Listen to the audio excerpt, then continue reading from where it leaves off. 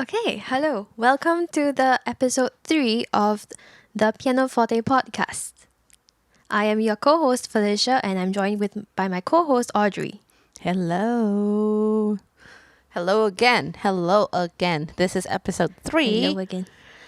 And we are both still very socially distanced. I don't think it will change much in the I don't think it's going to upcoming change. time. No, just not going to change. I hope at some point we can do this in person, though. It would be so much fun. At some point in time, yeah. But I don't think it'll be anytime soon anyway. Yeah, I don't think either. Okay. Yeah. So today's topic Today's topic is going to be us talking about songwriting, composing, Yes. so creating music in general. Yeah.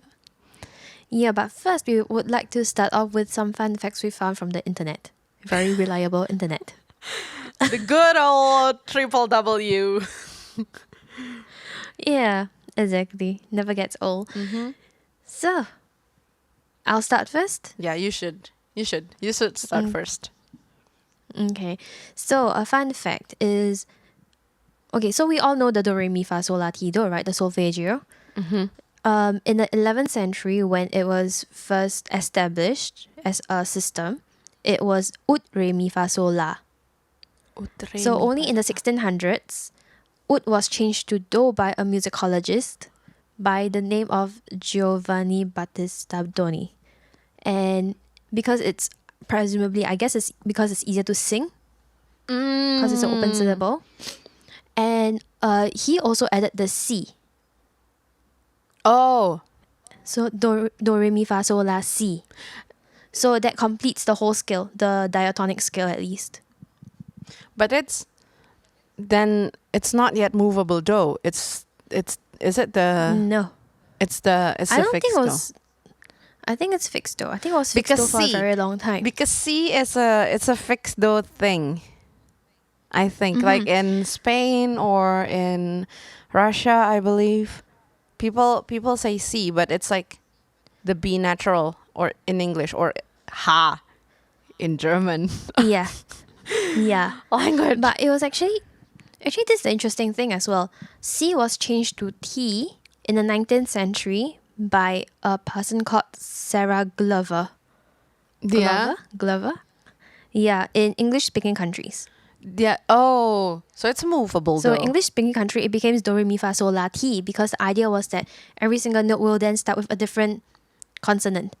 Oh, because sol and C is to C, yeah. C. Yeah. Just spoke Yes. Spanish for Genau. 1 second. Genau. Right.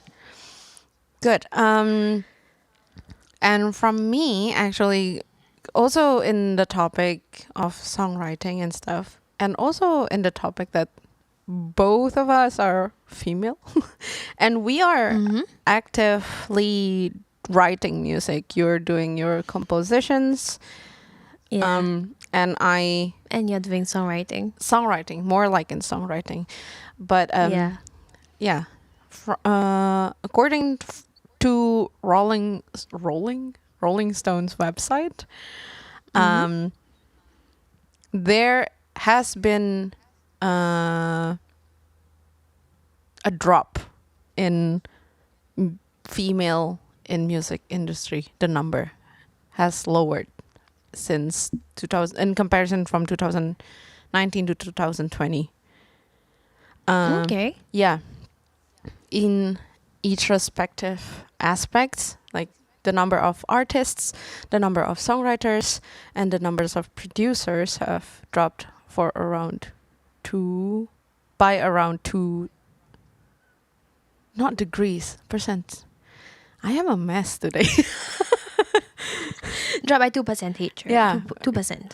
It dropped by 2%, and in 2020, there's around 21%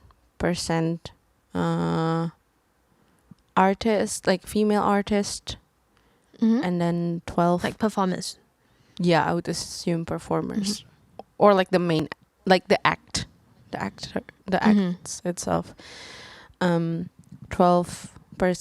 around 12-ish% songwriters, and around 2% producers.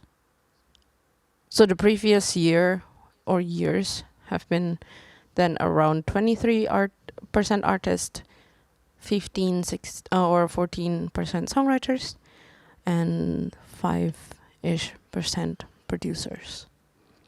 So that is a sad fact. Very sad. But I mean, if the trend is over the course of 1 year, right? yeah, it can still change. It can still change a lot. 1 year, yeah. So maybe next year will be better. But yeah, it just also like looking at that very small number, especially for the producers, it's very like concerning because we will get it later on, but I do most of my songwriting right now in a collaborative manner with another singer-songwriter, a female singer-songwriter. And it's like in the back of my head, I know that there's less female in the music industry generally, but because I'm so active with female musicians, it feels like I'm living I'm the minority of this gang. Right. So that's that. Even though we do have more male colleagues in general anyway. Yeah, it's true. Right. So that is a sad fact, but it is a fact that hopefully one day would. But it is what it is right now. Hopefully one day would be better. Right. Okay, that is our startup fun fact. Talking about songwriting and composing, we're doing two similar things, but like it still has its own difference, right? You would agree with that statement that it's very similar, but it's very different in different ways. Songwriting, composing, and then when you throw in arranging as well, it's also quite different. Yeah. I mean, let's put arranging first, because I would say arranging is the most different between the three, I think. I think it feels like an umbrella. Like you can have a bit of like arrangement when you're talking about songwriting. You have the idea of arrangement when you're talking about composition as well. Yeah. I think arranging is also something that I would associate with the song has been done before. Like it has a finished form somewhat, and then you just make puzzle pieces on top of it or out of it. I think that's how I would say arranging is in my head. I mean, you could be the songwriter and the arranger at the same time, you know? Like I could have a finished form of song, but then I would lyrics, chords, melody, right? Yeah, and then I would rearrange it, be like, oh, I'm assigning this task to a horn player, or I want to have string quartet. That's like an arranging or arranger. Like you already have an entire piece kind of, and then you're making puzzle pieces on top or out of it. Be like, oh, I think I want to make the interlude longer or something like that. It's also like arranging for me, because you already know that there will be an interlude. You just make it tiny bit longer, tiny bit shorter, or whatever. Yeah. So that is arranging in the sense of songwriting. Yeah. Or I mean, it could also be like in another sense, like if you have a choir piece that was written for soprano, alto, tenor, bass. It could also be arranged as SSA, soprano, soprano, alto, or like TTB, tenor, bass, or whatever, or SAT if they don't have a bass or whatever. Like arranging is basically constructing what already existed. So I agree with that. First off, like in that case, arranging is like you have this setup A, and then you have setup B, and you want to play the same piece. So you want to keep presumably the form the same. The content should also be the same as far as possible, but it's just like different instruments are going to get different parts. Yeah. Yes, I would say that. That is, for me, what arranging is. I mean, I think you agree with that. I agree, yeah. I assume you agree with that. Yes, I agree with that. Okay. Yeah, no, I was just thinking because arranging in the composing sense, it's a bit more like strictly the second thing that we mentioned, where you have a piece and then you're assigning things from one instrument to a different instrument, or from one part to a different part. But the first one that you mentioned, where in the sense of songwriting, where you have the song structure out, you have the chords, you have the melody, you have the lyrics, and then you're assigning different things to different instruments. That I think comes across less as arrangement in the composition sense. It comes across more as like the composing side, because you're still coming up with new ideas. Oh, because it is still not a finished thing. I see. Yeah. Yeah, because Yeah. arranging starts earlier for songwriters, I think, because literally, if I already have the melody and I already have the lyrics and I already play the chords on the piano, the song is basically done. The song is done. It's that version. But yeah, so the arranging task comes in earlier, I guess, because for you, I think it's you in composing, you already, like, composing is basically both the main songwriting itself, like you already know the harmony, you can already the melody, or if you have a singer, then you also have the lyrics, but you directly also put the arranging side of it, like the assigning different stuff inside. So like I would say composing is bigger umbrella for, like, it covers directly the songwriting aspect and the arranging aspect. Arrangement aspect in the songwriting sense. Yeah. But also songwriting, Yes. honestly enough, I would associate songwriting with more popular music and less so with neoclassical, even though we are not living in the classical realm anymore, you know? Like 20th century. Yeah, we're in the 20th century. The current contemporary music. Yeah. Or like how you imitate classical music. That I would still consider as composing rather than songwriting.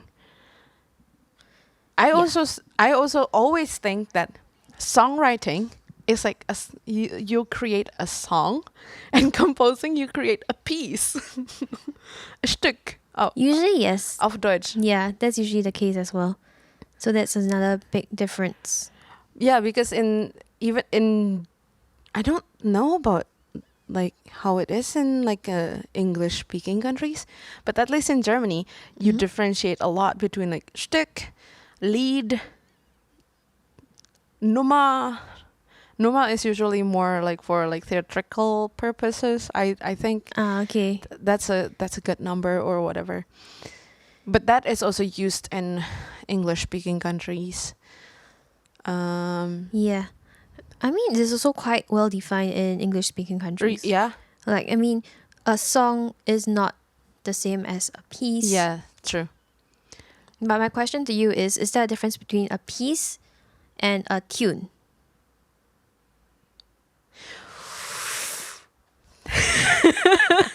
I've been thinking about this for a while. Oh. I never got a chance to ask you about that. Oh, yeah, you never asked me about that because the other stuff we kind of have already talked about it. Surprise, curveball right there. A tune and a piece. It is different.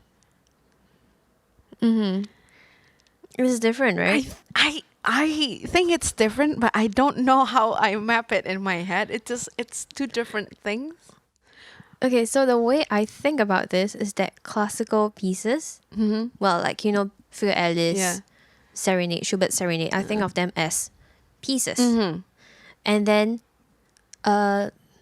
something I'll call a tune is maybe like, Fly Me to the Moon, Yeah. Basically, like jazz, popular more music. jazzy. Popular music, yeah. Again. Tunes. Yeah. I think it comes from the language aspect itself. I don't think tune is such an old word. That's an interesting thing. Right? I think that's why how Yeah. we associate it with more popular music stuff, because it's the word itself, tune, is not that old. Mm-hmm. Whereas the word piece, Can I Google this now? I mean, Like on my phone? you can, hun, if you want to, but All right. Because I'm quite curious now. Please go ahead. I don't know how to go ahead without you. Oh, I'm still listening. I'll still help this you is out. so cheesy. Yeah, I mean, anyway, it's just in my head that like the term piece is already a thing since 1800, 1700. You know, Mhm. again, Like you mean the sense in how it's used in music. Mhm. How it correlates to music, basically. Mhm. You got it? I have tune. I tried looking for piece. It wasn't very helpful. I think I had to look for the German one instead. Shtick. So Mhm. tune it. Okay, so the word has been around for quite a long time actually. Oh, Probably like early 14th century. So the definition kind of is like a musical sound, and it is apparently an unexplained variant of the word tone. So from the late 14th century, it kind of became like a well-rounded succession of musical notes and air melody. I mean, it kind of makes sense Yeah. as well, because I think, but the tune is also like to tune the guitar or tune the piano. So like it is probably also really like older in that sense. Mm-hmm. Then why is it more connected to newer music? I have no idea. I don't think there's a straight answer for this, honestly. Yeah, I don't think either. Probably I'm trying to look for strict, but I can't find much about this. it's just how it is. That's good. Probably, That yeah. sounds But so sad. we have definitely like developed some association with certain things, like certain Yeah. words to certain things. I mean, it also comes to think like what the trend is in that time period. I think But yeah, the usage of that word maybe become more popular during a certain time. yeah. Maybe. But I think also like Mhm. yeah, No, you first. you first. It's the issue of the. I think this is the episode that we are, because we are doing the more in a conversation style, and not just like one Yeah. person tells a whole story and the other person tells a whole story. That we might have this problem with the time lag and Merry-go-round. yeah, and like speaking on top of We each go in other. a merry-go-round. Yep. Yeah. Yeah. So sorry in advance. But I think tune. I would also say tune with pieces that are more usually sung. That I makes think- sense. But I think there would be some pieces that are not sung that I might also consider tune.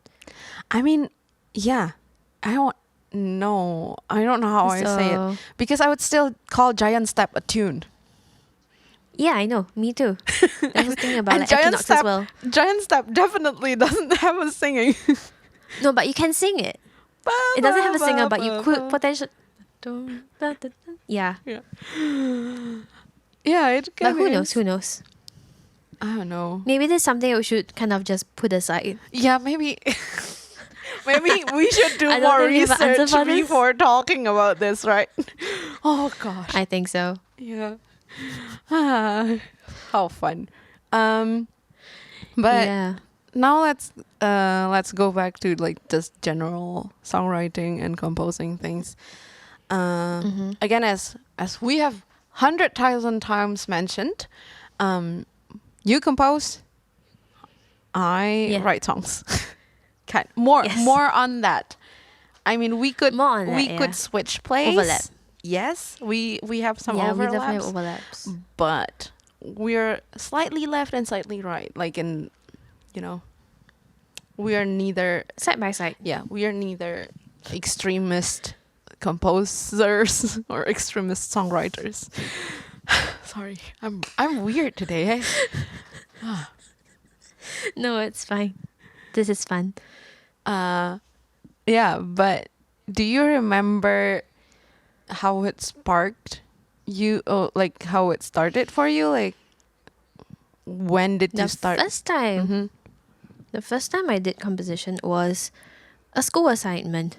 Because remember, I took music as a examinable subject in school, like secondary school. So the task back then was to write. So the exam itself was to write a song, but they had like poems for us. So I think the exam was there were 3 poems, and then we had to choose one poem, and then we had to write a song, and then afterwards record it. Basically, in a nutshell, that's what happened. We had a very strict time. I think from the start of first looking at the poems, we had 4 hours. Yeah. Yeah. So So that's what did you do all that the was O-level music actually. O-level? O-level Oh, music. that's hard. Like Cambridge. That sounds hard. Anyway, so you did the songwriting process in school, like in an exam manner, like you sit there for 4 hours. I mean, of course, we had some. It wasn't a one-off 4 hours thing because we actually were allowed consultation with our teachers.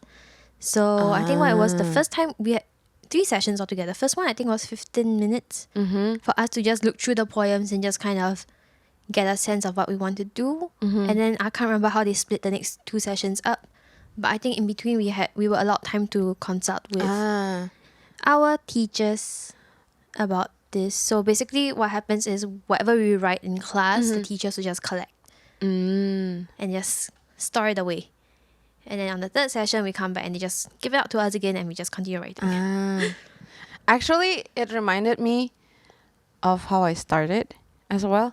I never actually remember like my first ever song or piece or whatever that I wrote back then. But I remember in school, we also had this in Bahasa Indonesia class. We had also like turning a poem into a song or something. In Indonesian, we call it musikalisasi puisi. That sounds like Can you translate that? musicalization of a poem. Ooh, So fancy. yeah. So basically the same like you. It's just like you got a poem and you just sit there and be like, yeah, let's play some chords on the piano or something. And I remembered I think we didn't have the instrument with us. oh, for me it was not an exam. For me I think it was like a okay. project, like a homework, like That's nice. like it's like a 2-week homework or something that I could sit on it at home. Because I remember I did it at home. It's not at school. Definitely not at school. Right. And obviously being I have been like the music child in the school. Like if anybody be like, oh, it's the music ensemble. Oh, Audrey must be in it. Or like, oh, it's yeah. You're the music person in school. Yeah. You're involved in everything music related. Yeah. Or like if it's a choir, then be like, oh, Audrey must be in it. So I was not surprised. That's fun. I was not surprised. Let's just put it that way. Um, Mm-hmm. yeah, because of that, I remember like that Aufgabe, homework Yeah. was Assignment, the homework. assignment was like not only fun, but it was like, oh, this is my finally something that I know I could do at least at least well enough. You know, it's Mm-hmm. weird. Right. Yeah. Mm-hmm. But I mean, for me, when I first started like looking at composition as like a thing I can do, Mm-hmm. like properly aside from just, or like something as I wanted to do aside from just like having to do because it's a requirement for an Mm-hmm. exam, uh, was when I was in university actually. I think it was after I had a few classes of, what's it called? Harmony, Oh, yeah, harmony. where we were learning a lot, like all the jazz chords and everything. And then I was like, I think we were learning like 251 tensions, Yeah. all of Yeah. those things. And then I was like, oh, what if I try to write something? You Based on it. started even early. So but I think it was the second year that I was there. It wasn't the first year, I think. Oh, I then can't remember around when the I started, same. but it's around there. Same for me. Yeah. Also for me was second year. I was more interested in the like songwriting and doing weird. Back then, I was a lot more contemporary kind of. I don't know how to explain it. Contemporary how? Like and it was not as poppy as I am now. Ah, okay. Yeah, it was, and it was not like sassy in a way because you know that I kind of like very groovy groove or like very like Yeah. strong Yeah. rhythm sections. I do love a good rhythm sections. I gotta admit. Yes, I know that. But yeah, back then it was. I don't know how to explain it. It's just it's more contemporary. It's more kind of Like push. contemporary in a classical sense? No, it's more alternative quite. then. I don't know how to Okay. explain it. I don't know how to explain it. That's why I'm like, it's a weird thing. It's neither pop, it's neither jazz, it's neither classical. It's a bit of everything. It's a little bit of everything actually. Yeah, but it might. You're the mixing pot. Yeah, I am Sorry, the melting pot. a melting pot and also a mixing pot at the same time. Be like, it's all mixed. It's all melted and mixed. I am a pot. Sure. You are a pot. Teto. This is so random now. I know. I'm sorry. No, this is the episode that is like you finally see how Audrey and Felicia is actually in real life. Yeah, this is how we usually interact in real life. Yeah, A bunch of random things. the first two episodes were too serious. What the hell? Oh, I should not curse. Yeah. Sorry. Anyway. Yeah, anyway, so that's how I got started in songwriting. Mm-hmm. I mean, when I first, actually, the thing is, I have to clarify, when I went to Germany University, I specialized in songwriting producing, neither of which I do right now. But both of which you do. Yeah, I do. Surprisingly enough, I do. And your specialization was not songwriting producing. My specialization was pedagogy, teaching, which Yeah. I also do. And it is my Yes. most, like, I spent more time teaching rather than songwriting, producing, even though, yeah, I love everything. Yeah. It's just, I don't know. I think, You love everything music related. yeah. Yeah. I guess so. Yeah. It's fun. Mm-hmm. It is. But I do remember, like, even actually until now, I feel like I'm not ready. Even though I say like I like doing songwriting, I'm not ready to, like, truly establish myself out and about. Be like, oh, I'm a true songwriter or whatever. Mm-hmm. Right. Yeah. And I think I generally am still kind of within my own box. Like if I write something, I start it usually just from a feeling. Like it's just like I want to write something. Then I just sit on the Like piano. a burst of inspiration. Yeah. And it's not that I am doing it for a real actual job. It's just for a side thing.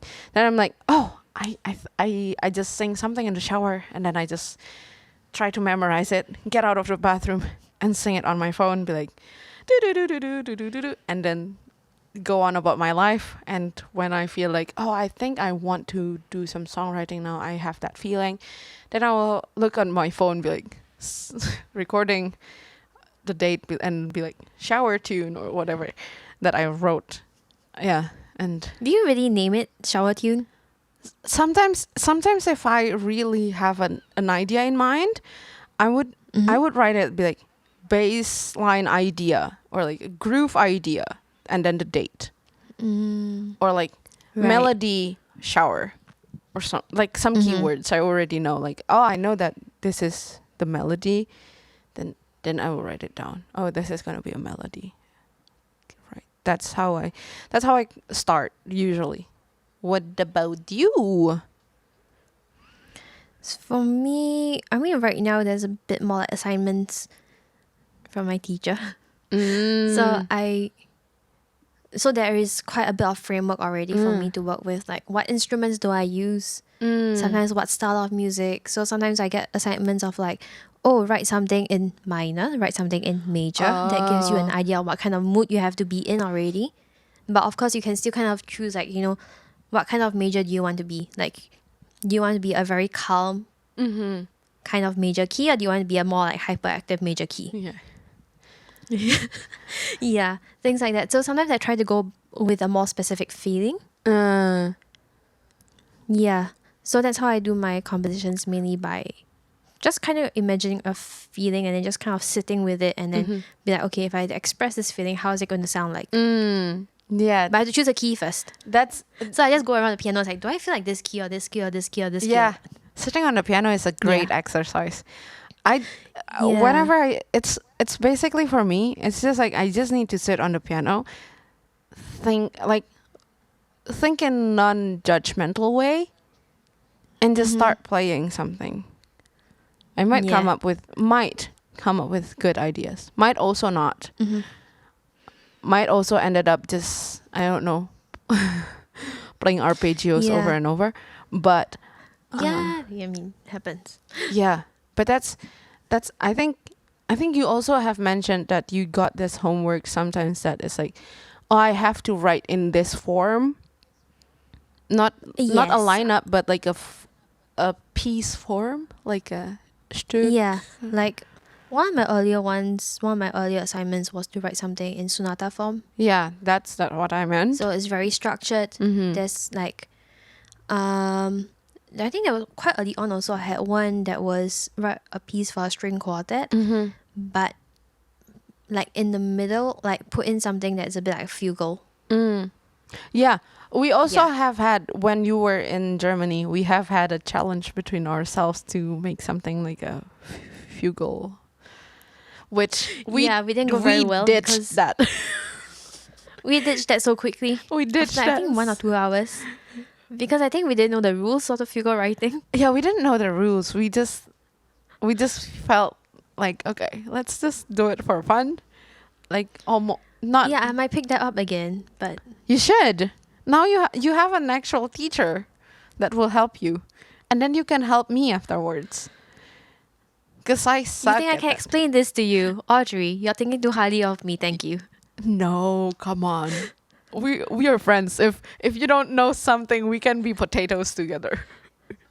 Okay, cool. Yeah, I'm down for that. Yeah, I mean, we have had talks where when because our styles are very different, and we have had talks where we were just like, isn't it gonna be funny, like literally hilarious, if you write a song idea or like a piece idea, and then I write another, and then we just swap in the middle, be like, let the other person finish. With or without clue. In their own style. Yeah, with or without clue in their own style or whatever. Just send each other a thing, an unfinished thing, and be like, make this finish. Finish this. You know what? We should do this. We 4-bar should. melody. We can do a 4-bar melody. plenty of room to explore, but enough materials to work with. Okay, not now. When can we do this? I don't know, during the holiday? Which holiday? You have more holidays than me. Christmas holiday. Okay, cool. Because you also I'm have down. Christmas holiday, I would like to assume. Yeah, the last 2 weeks of December, basically. My- Kind of. My mic. I need to check when I down. have my days off. Yeah. I mean, that Yeah. could be a time for us to prank each other. Yeah, but I think on the topic of songwriting, actually, because I didn't mention much about this, Mm-hmm. when I was in Germany, I wrote more songs. You did. And I came back and I just couldn't write songs. I just couldn't. I wasn't in the same frame of mind. Mm-hmm. But I remember one of the last pieces I tried to start on when I was in Germany. Mm-hmm. I was mainly inspired by a line in Hamlet. Oh no, was it Hamlet? I think it was Hamlet. Hamlet. I can't remember what line it was. Yeah, Hamlet, the play by Shakespeare. Yes. I can't remember what line it was, but it was. I think has to be a part where the ghost appears before the sun. Hamlet. Yeah. Is it same Hamlet? I don't know. I don't know about Hamlet. I'm sorry. Yeah, but basically the son is very traumatized by the appearance of the father and the realization of like how was he killed tragically? I don't know. I'm so bad at I this. just know somebody died. A lot of people died. Please. Isn't it? Shakespeare? Yeah, that's like a basic Shakespeare thing. Yeah, somebody died. Or everyone dies. Or everyone dies. It's one or the other. But yeah, but there was a line that was very strong and very emotive, and I kind of used that as a starting point, and then I ditched it, and now I can't find the paper anymore. So never mind. That's really unfortunate. I mean, I could pass it to you. Oh no. You could, but then I need If to. I find I could pass it to you. But then I also need to But then do some research. no, you don't. You just go roll the filling. It doesn't have to be based on Hamlet. Oh, okay. But that's the other thing. When I write songs, I write with a lot of words. I'm do. very, very wordy. You are very wordy. Yeah. Yeah, and none of my song turns out to be anything like pop. I don't know what style it is Yeah. anymore, but it's definitely not pop. You could actually write musicals because musicals have a lot of words. A lot. I'm not good at stringing. I'm not very good in stringing like a whole storyline. Like if I am doing musicals, I don't want to be writing the words for it. I want No. someone else to write the words and just give them to me. No, I mean like if you have the story and you know where you want to put the songs, you know what the characters are going through. I don't think that you have to make an entire 45 minutes piece of people singing, although it is what Hamilton is basically, for 3 hours, 2.5.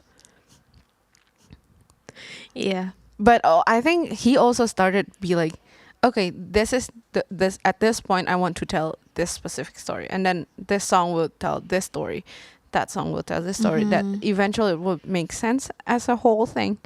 I think that's how That's true. Hamilton. Hamilton. Hamilton. I'm German. Right. We're already talking for a while. Do you wanna? Yes, we have. Yeah. Do you wanna throw maybe one more small topic in terms of this One more songwriting? small topic. Ideas. Small topic. What? What about ideas? Yeah. How? What do you define? What is an Yeah. idea? How do you define ideas, and how do you develop the ideas, or what inspires you to? So, I mean, ideas can be as small as 2 notes, right? Yeah. Yeah. And then you have a rhythm, and then there's always a few of like the very basic tools. Augmentation, you Yeah. make the rhythm twice as long. Diminution, you make the rhythm twice as short. Yeah. Sequences Sequence. is very useful. But Sequence. actually, one thing I like to Your sequences are very useful. And also for me, I think for me, the most helpful of all is ostinato. Yeah. I love work, like when I write, there must be an ostinato somewhere. Even if it's the smallest bit, there must be something. Because I think like it just adds a little bit of more texture to it. Because ostinato is just repeating over and over again. But if you change the slightest bit of that ostinato, it will create a total different thing. So you can do very minimally. You can achieve a lot with doing very minimally by changing the ostinato. Yeah. One thing I'm trying to get a hang of that I've been told to explore more is modulation. But to modulate to just anywhere. Modulation it doesn't have to be. Modulation is also not my strong key. Neither. Sometimes modal What's that, a interchange. pun? Strong key. Yeah, I don't know why I said that. It was unintentional. It was unintentional pun. Okay. But it ended up working. So it's okay. Sounds okay. But modal interchange I have done a couple here and there. Also not 100% my thing. Usually I'm still quite straightforward. As I said, now I'm a lot poppier than I used to be. So back then I did maybe some modal interchange, or like I tried to use a modal, like I wrote modal style, like not I just stay in one mode for a long time. But I tried to like try a funky mode, be like, I'll try in Phrygian, why not? And Phrygian is very fun. Or I mean, that's me 3 years ago. Right now I'm pop. What can I say? Yeah. Very groovy pop. I love groove. Yeah, for me, I love your grooves. Ideas comes into like grooves. It used to be a lot more odd meter as well. Used to be a lot more odd meter. I still like odd meters though. I like bring them back in your songs again. Bring back, yes. I can bring back stuff. Maybe. But yeah,